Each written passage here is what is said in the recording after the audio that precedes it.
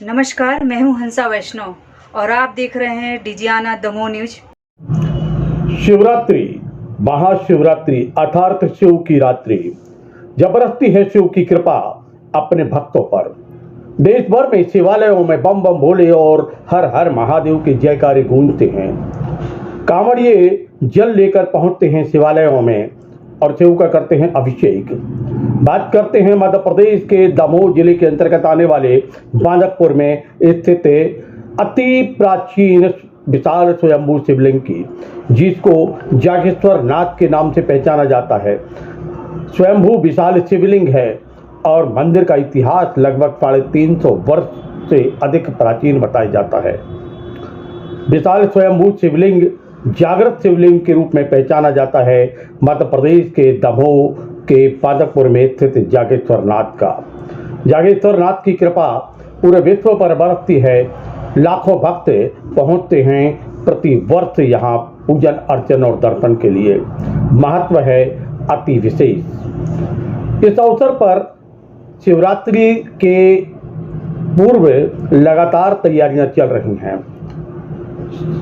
मंदिर को रंगीन रोशनी से सजाया जाएगा, रंगीन पुष्पों से सजाया जाएगा और रंग रोगन यहाँ पर लगभग पूर्ण हो चुका है। भक्तों के लिए विशेष व्यवस्था की जा रही है और शिवरात्रि में लाखों भक्त यहाँ दर्शन के लिए पहुँचेंगे। चारों ओर शिव भक्त ही दिखलाई देते हैं।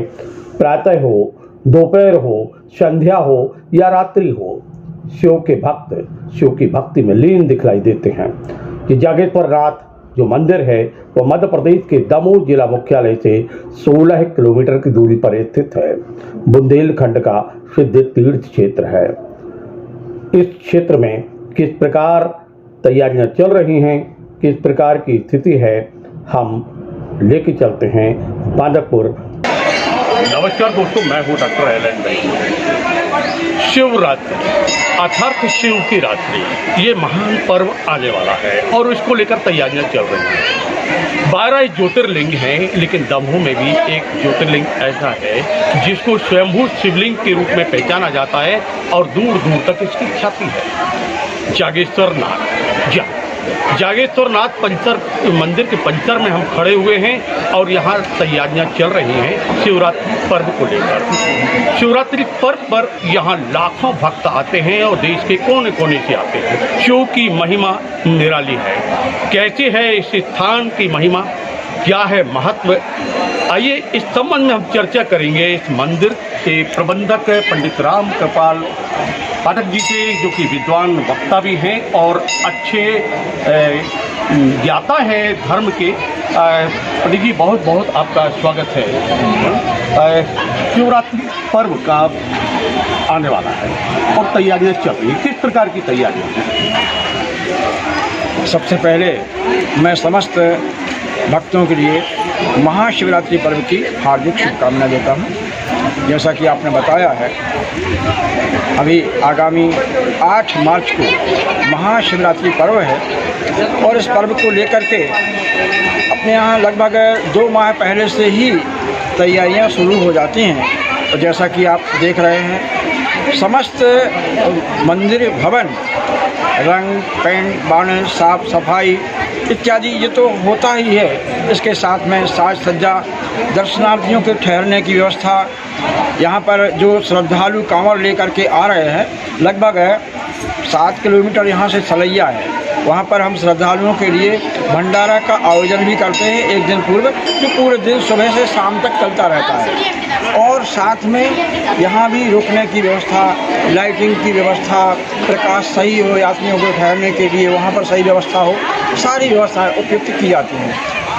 दर्शनार्थियों के लिए किसी प्रकार की असुविधा ना हो, साफ सफाई, पानी, प्रकाश इत्यादि की। और इसके साथ में प्रशासनिक अधिकारियों के साथ में 2-3 बैठकें हो चुकी हैं। कल भी एक बैठक होने वाली है जिसमें समस्त व्यवस्थाओं को लेकर के अंतिम चर्चा होगी। ये पंडित जी, ये मंदिर का इतिहास काफ़ी पुराना है। स्वयंभू विशाल शिवलिंग है, कितना पुराना इतिहास है इस मंदिर का और क्या परंपरा है? महादेव जी स्वयंभू है और स्वयंभू हैं अर्थात इसका अर्थ ही है कि आदिकाल से वो अपने स्थान पर विराजमान है। वर्तमान जो मंदिर आप देख रहे हैं, यह मंदिर 1711 में दीवान बालाजीराव चांदोरकर द्वारा बनवाया गया था और इसके 35 वर्ष बाद माता पार्वती जी का, और अन्य मंदिर तो अभी 1980 से लेकर के अभी ये सब बाद में बने हुए हैं।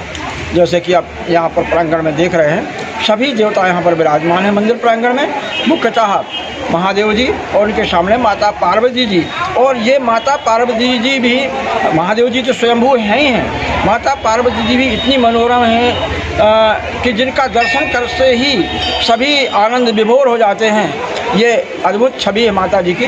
तो यहाँ पर जो आपने इतिहास की बात की है, ये लगभग 350 से 350 वर्ष मंदिर का इतिहास प्राप्त होता है महादेव जी स्वयं में।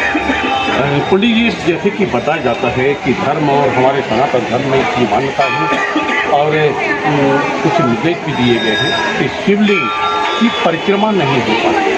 क्यों नहीं करना चाहिए शिव की परिक्रमा? जी हाँ, ये हमारे शास्त्रों में भी उल्लेख है। शिवस्य अर्ध परिक्रमा, भगवान शिव जी की अर्ध परिक्रमा होती है। उसका कारण ये है कि जो हम जल चढ़ाते हैं इसका उल्लंघन नहीं होता है। ये कहीं कहीं हमें कुछ ऐसे शास्त्रों में निर्देश भी मिला है, क्योंकि क्या है कि हमारे यहाँ कभी कभी ऐसी समस्याएं आ जाती हैं कि बड़ी जब भीड़ होती है तो लोग इधर से उधर से जाने लगते हैं। उस समय लोगों के मन में एक खटक सी होती है कि हमारे द्वारा कोई दोष हो गया है, अपराध हो रहा है। तो इस प्रकार का जब देखा गया है, किसी कहीं कहीं शास्त्रों में यह भी मिलता है कि यदि वो जलहरी को वो जल जहाँ से निकलता है उसको किसी से ढांक देते हैं, काष्ठ से या किसी अपने किसी भी ऐसी व्यवस्था बना देते हैं कि वो जल का उल्लंघन करते समय हमें जल का दर्शन ना हो दिखे ना, तो ऐसी व्यवस्था बना दी जाती है। अभी वर्तमान में वैकल्पिक रूप से होती है, परंतु धर्मशास्त्र के अनुसार केवल गणेश जी के अलावा परिक्रमा नहीं, गणेश जी की होती है, विष्णु जी की होती है, सबके अलग अलग परिक्रमाओं का निर्देश दिया गया है और सबकी अलग अलग परिक्रमाएं होती हैं।